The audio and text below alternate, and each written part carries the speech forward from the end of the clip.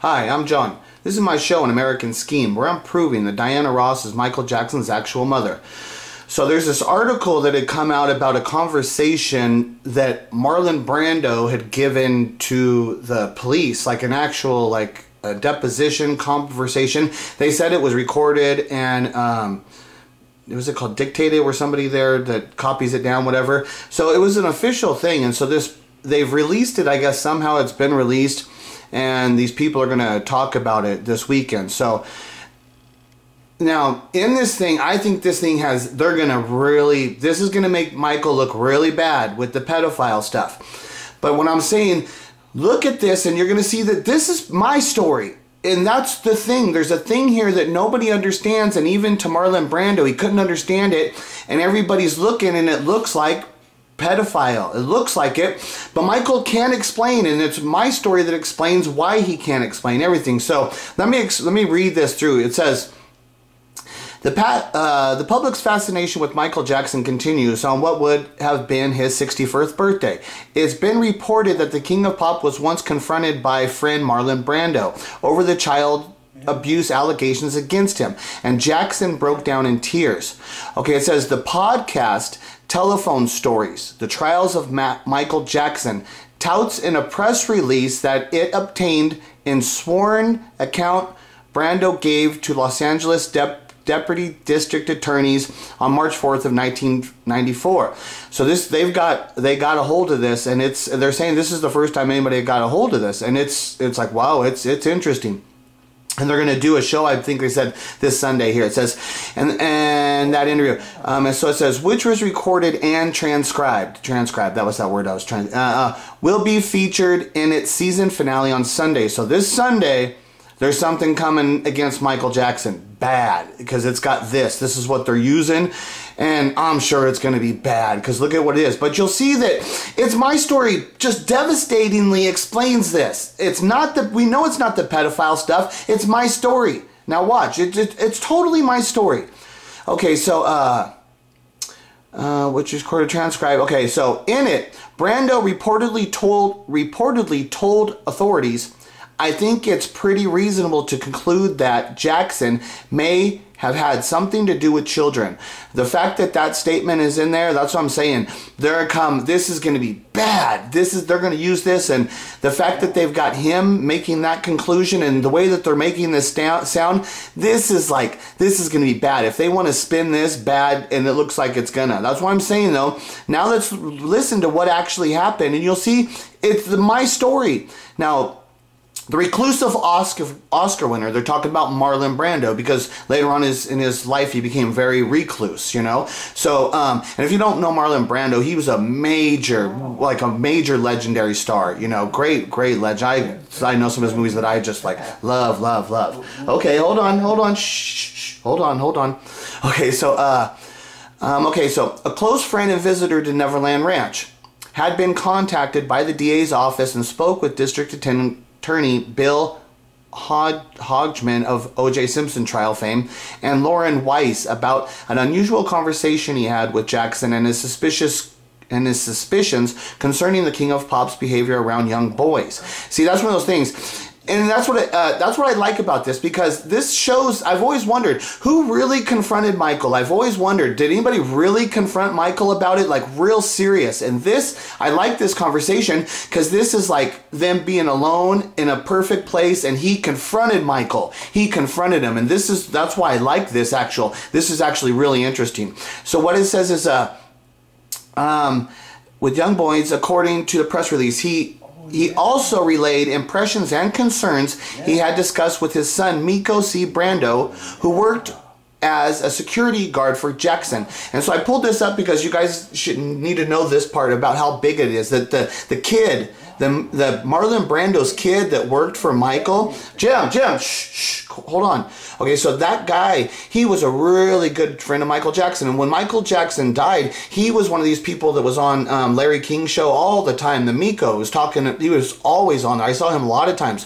And so one of the things that was coming up was they were asking him, are you the sperm donor for Blanket, you know, who's BG now, because he's got this long black hair. And they were saying that, and everybody knew that Brando was such the star that that's the kind of person that Michael would be attracted to having a kid spawn. So there was like that, there was big rumors that Miko or Brando somehow, I think they were saying Miko, they were really questioning him. Did you give Michael the sperm for Blanket and stuff? But that was a big rumor back in the day. But the other big thing, if you guys don't know who Miko is, this is why I pulled this up. This is like it said there that he was working as a security guard for Michael Jackson. Okay, so this is when Michael Jackson's working on the Pepsi commercial, right? When he's burning. Now let me show you. When Michael comes down, look at one of the first guys to come in on the left, the guy that has a white shirt on and he's got a baseball cap on. Then you'll see that long black hair. Okay, that's Miko Brando. So watch here. So he comes down, he starts on fire. He starts spinning, and then right there, bam, see the guy with the baseball cap on the left with the white shirt? Basically, the first guy there that jumped over and was putting Michael out, that's Miko Brando. That's Miko Brando right there. And then he comes up here, you can see him there. His hat's got knocked off. So that's Miko Brando right there. You can see him dead center. He was basically the first guy over there that put Michael Jackson out when he was on fire. That's what I'm saying. If you people don't know who he is, and see right there, you can see he like wiped his face. He was like probably burning. He was right, you know, so right there, so that's who Miko Brando. He was, you know, if you don't know who he is, he's actually a somebody in the Michael Jackson story, and that he was there. He put him out. He's actually the guy who put Michael out when he's on fire. That's the crazy part. So Brando's kind of like, okay, well, he knows that Miko and Michael are big friends too, right? So he has a little concern. So it says here, oh, wow. It says, Brando detailed a tear-filled conversation he had with Jackson at Neverland Ranch. The release states, it reportedly took place after Brando confronted Jackson. Okay, Jim, quiet. Shh, Jim. Shh. Shh. Hold on. Shh. Okay, hold on. Okay, so it says, the release states it reportedly took place after Brando confronted Jackson during a private dinner and acting lesson. Okay, so that they're at Neverland Ranch and they're having a private dinner. Okay, this is Marlon Brando and Michael Jackson. That's the setting of this. They're having a private dinner, which is going to lead then to an acting session because Brando is one of the great actors and Michael's wanting to learn to be real acting. So you can see that, that this is a good setting for this confrontation and this encounter to take place. You can see where this would be a good place. If Michael's vulnerable, he trusts this guy, he's in a place that they want to act, which is about getting into your emotions and all that stuff. So all of that stuff. So I mean, it's a perfect place. So private dinner acting, it culminated in a revealing exchange between the two men. Weiss, now a judge, confirmed the interview with Brando about Jackson to the Los Angeles Times. According to Brando's documented account, Jackson broke down in tears during the talk and admitted he hated his father, Joe Jackson. So right here off of the bat, all of this conversation that what we're going into, one thing that right off of the bat, he's like, boom, one of the reasons for why this is going on is he stated he hated his father, Joe Jackson, okay? Which I'm saying the whole stuff, it's because that's not his dad. The whole thing is that he's not his dad and how Joe treated him and controlled him, all the stuff. That's what caused the hatred. The hatred, okay? So this conversation then turned to homosexuality and the children he was accused of sexually abusing. That's what I'm saying. This sounds like Brando went after him. He asked him. He dug in hard. Wait till I read all this. Brando dug into him. And listen, you'll see all the responses from Michael are related to my story as why he's responding that way. So, Jackson... Okay, so as Jackson had first been investigated of child molestation in 1993, Brando reportedly said that Jackson ended up crying so hard that the superstar had to comfort him, like fully bawling, breaking down.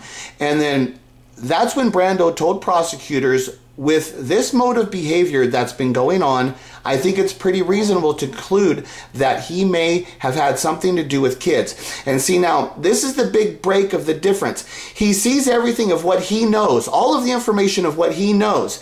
And he knows that when you pressed Michael about those issues, this is what happened. He completely broke down. But what he doesn't know is that Michael Jackson's breaking down because he's an orphan. He hates Joe Jackson. He's got this stuff and he can't tell anybody about it. He's so damaged in every way, and it's total all-consuming over his life. and it's about the kids. So when you're talking about the kids, Michael in his head, he's like, I can't believe that I'm at this point in my life where I've tried to live to be the good person, where I'm the victim, where I'm the one that's the orphan, and I'm the one being abused and all this stuff, and now I'm being accused of being a pedophile. That's why he breaks down. And he's like, Jesus Christ. That's why he's like, I love the kids. Michael's like, I love the kids. I'm not hurting them. And how even you, he's like, even with you, Brando, even you are thinking that way, that this is the way it appears to be to you. That's why he just broke down. Okay, so he said, that said, Brando noted that Jackson never came out and said he was gay or admitted to sexual relations with the boys. See, right there, so right there, Jackson, he never says, no, it's not about being gay, it's not about being a pedophile, that's not what it's about. Instead, he kept crying as he was so shaken by the conversation that Brando thought he was telling him something. You see right there? He kept crying and was so shaken by the conversation that Brando thought he was telling him something. And that's what I'm telling you. That Michael's sitting there, bawling him, and he's like right there, and Brando can see. He's telling me something, but even at that point, he couldn't even get to the point of asking, what, are you not at Jackson? What, Diana Ross? See, that's how hard it was to make that step. I'm telling you, it's a big step for people to take Michael out of the Jacksons. And because he's saying, my father, the pain. So, and since Joe raised him, we know his father raised him, and he has that pain. That's why it was so hard. Nobody ever figured this out. But it was right there, right in his face, like right how he's saying. He was so shaken by the conversation, Brando thought he was telling him something. This is like, this is the perfect conversation that expresses exactly who Michael Jackson was, and it's exactly the person that I'm saying he is. And I'm explaining who he is. I'm not here saying, well, this appears to be this way or appears to be this. This is the exact reasons why this is happening. My impressions was that he didn't want to answer because he was frightened to answer me, Brando said. Frightened. Now, is he frightened to say, yeah, I'm a child pedophile, I'm having sex with kids, when he already stated to him that no, he didn't admit that he's into kids or homosexuality, that that's not what it's about. And he's breaking down because he hates his father, that this is where the conversation, he wants to tell him something, but he can't. And he's frightened to tell him because he knows he can't tell him this. And see how I'm saying? He wants to tell him, but it's frightened. This is the exactly what you would be seeing in Michael Jackson in relation to the story that I'm telling of who he actually was and how he had to deal with it. So Brando also reportedly told the DA that the childlike Jackson, just also childlike, the child thing. Childlike Jackson never cursed, and he didn't like when people used the F word. He was especially uncomfortable when being asked about his sex life, okay? Which I keep saying that Michael's a virgin, and all this stuff of everything is about Michael's a virgin. And like I say, there's no way that Michael would have remained a virgin if... Jim, shh, shh, shh. Okay, there's no way Michael remains a virgin, being the pop star person he is with all of the brothers, and then his life leading up into the biggest star of ever. If he's a pedophile, he would have known that at some point in his life, he would have look, he went to drugs. If this guy was willing to go to drugs, if he was a pedophile, at some point in his life, he would have had sexual encounters with women, because he knows he would have had to do that to cover up for the kids. But he never did that because he was never felt the need to cover up for the kids, because he was not having sex with them. That shows it right there. It's one of the biggest pieces of evidence that I say that people just don't understand. That what I'm saying, he's a virgin, and there's no possible way he could have been the pedophile of what they're accusing him of. If he was that kind of pedophile, at some point in his life, he would have had sexual encounters with women to experience what the sex was, just to know what it is. Then the counter effect of using that to cover up for what his abuse is. If he had an abuse that he actually had to cover up for, he would have used the women. There would be literal, actual sexual encounters of women that we can document. But it's not there. None of them. It's not there. And it's not there because he's a virgin the whole time. He says, so Brando says, I asked him if he was a virgin, straight out, just like Oprah, just like anybody. Dude, are you actually a virgin? Because there's weird stuff going on. The people know what they're looking at. Are you a virgin? And he sort of laughed and giggled, which that's what Michael does, because he can't answer that question, because answering that question then that allows the other people to start asking him all kinds of questions. And he's not prepared to answer any of that stuff. So the only thing he can do is laugh and giggle. Oh, okay. That's all he can do. What can he do? And he called me Brando. Oh, Brando. I think that's hilarious. And he called me Brando. That's so funny because he probably usually referred to him as Marlon. That's why he stood up that he called me Brando. I love that line right there. The actor told prosecutors, he said, "Oh, Brando." I love that. I love that. "Oh, Brando." And he says, and he called me Brando. He called me Brando. Instead of saying Marlon, he says, "Oh, Brando." I love it.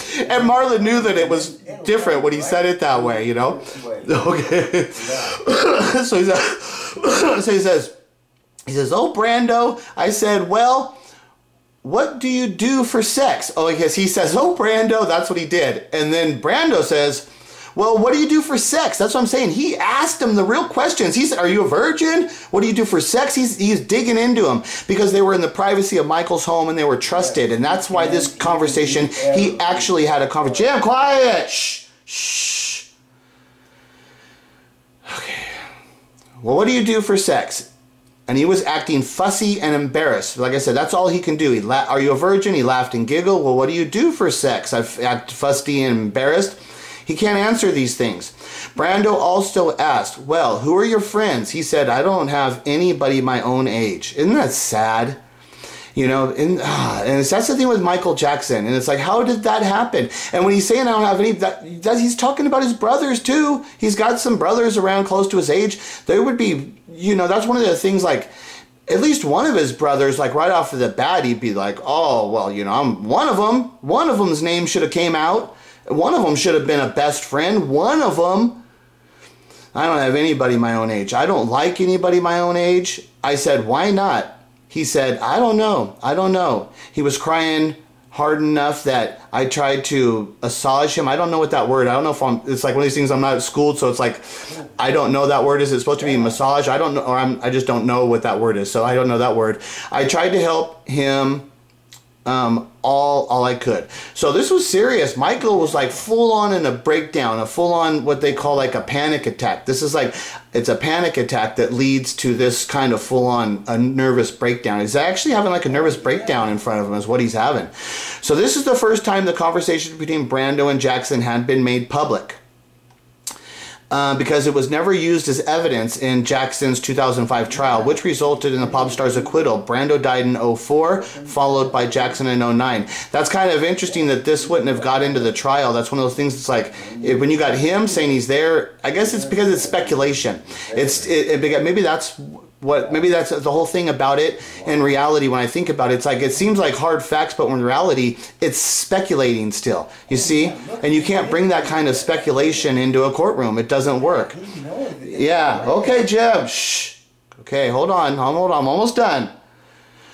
After Brando's death, his son Miko told the LA Times his dad counted the pop star among his closest friends in his final years. "The last time my father left his house to go anywhere," see, this is Miko speaking about Brando because Brando was known as a recluse in his later years.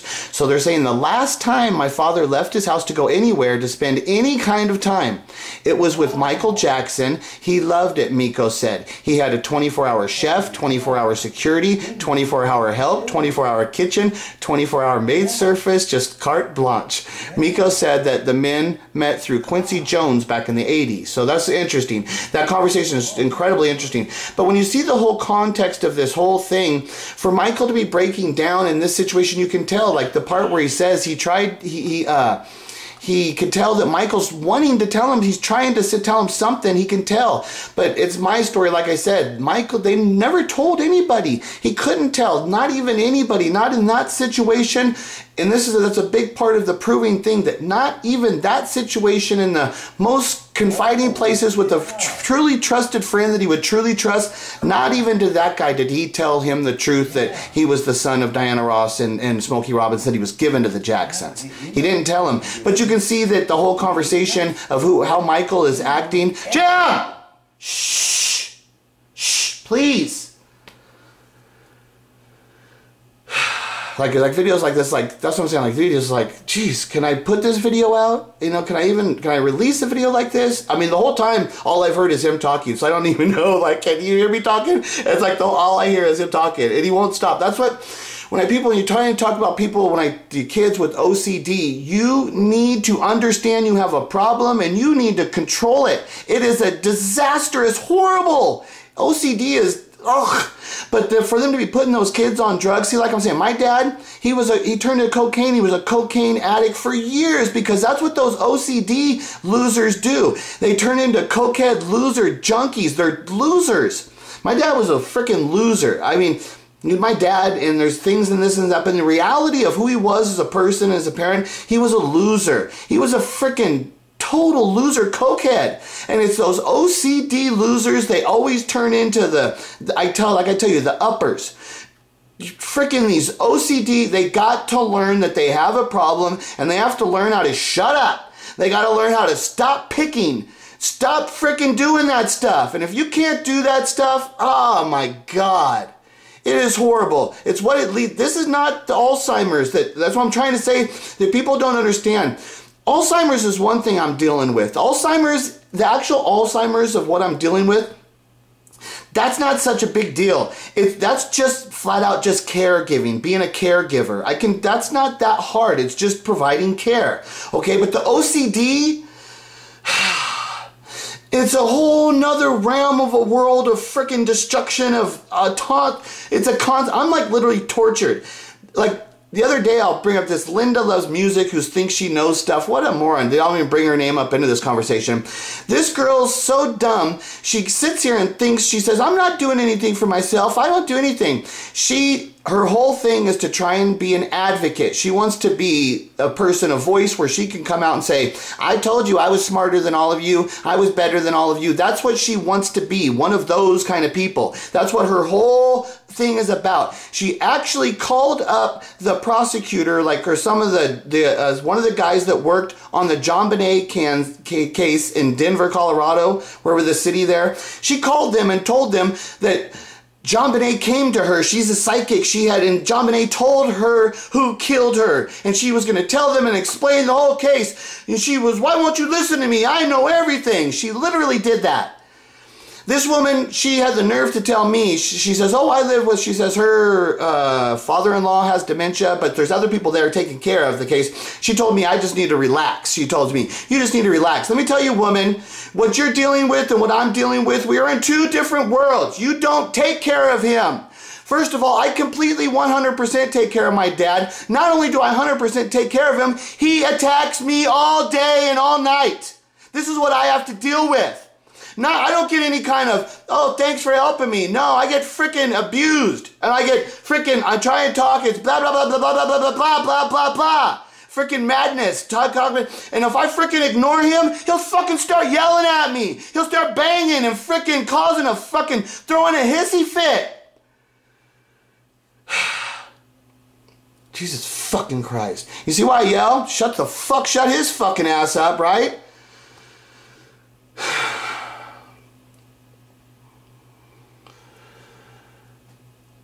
So, not only do I got to deal with this in my real life, this shit, I got moron Michael Jackson fans. Not one of them is real, not one of them is genuine enough, because if you were real or genuine, or if you were just an intellectual person, or a good person in general, you would hear the truth and the freaking flat out blasting of their fake story that I'm doing. I have destroyed their story.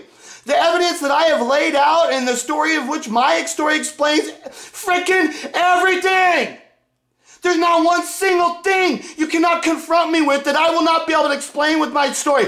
I don't sit here ever. I never sit here and say, I don't know. Well, I wasn't there. I can't explain. I don't ever do that. I will explain every single thing, any challenge brought up against me, I'll explain it. My story explains everything. And when you want to know the reason why my story is not coming out? Because every single Michael Jackson fan I've encountered is a fake fan. They're horrible human beings.